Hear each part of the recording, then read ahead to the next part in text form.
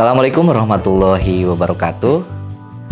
Ibu bapak yang saya hormati, berbicara tentang kurikulum. Seperti kita ketahui, kurikulum adalah sebuah pedoman untuk melakukan kegiatan pembelajaran yang tujuannya untuk mencapai pendidikan tertentu. Kurikulum yang baik adalah kurikulum yang menyesuaikan dengan zamannya. Kurikulum itu tidak bersifat statis, melainkan selalu berkembang menyesuaikan dengan karakteristik dan kebutuhan anak. Ketika kita kembali ke masa lalu, ketika kita jadi seorang siswa dan guru bertanya, apakah cita-cita kita?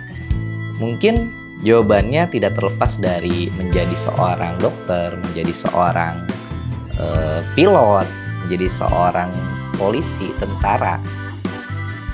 Namun, ketika kita tanya siswa sekarang mengenai cita-cita mereka apa, maka jawabannya mungkin akan lebih beragam.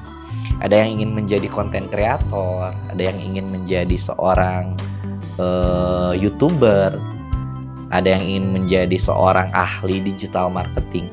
Yang mungkin kalau dulu itu tidak terpikirkan oleh kita. Itu menjadi sebagian contoh yang membuktikan bahwa dunia itu selalu mengalami perubahan. Kalau kita teringat kepada kata-kata Ki Hajar Dewantara mengenai pendidikan, pendidikan itu bermaksud untuk menuntun segala kekuatan kodrat yang ada pada anak-anak agar mereka dapat mencapai keselamatan dan kebahagiaan yang setinggi-tingginya, baik sebagai manusia maupun anggota masyarakat. Oleh karena itu, untuk menuntun kodrat murid kita, maka pembelajaran termasuk kurikulum harus menyesuaikan dengan kebutuhan dari murid kita.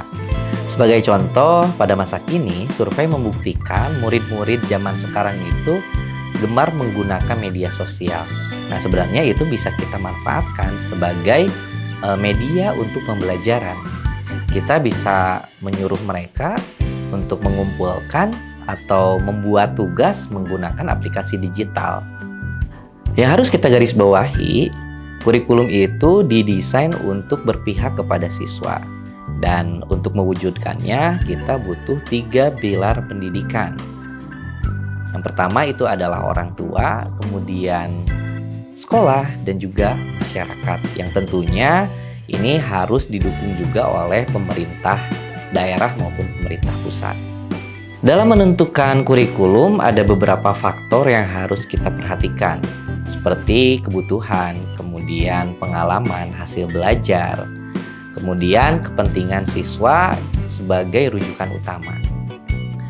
Itulah yang menyebabkan kenapa kurikulum bersifat dinamis. Mari kita terus berkembang bersama murid-murid kita, tetap semangat menjadi bagian perubahan ke arah yang lebih baik.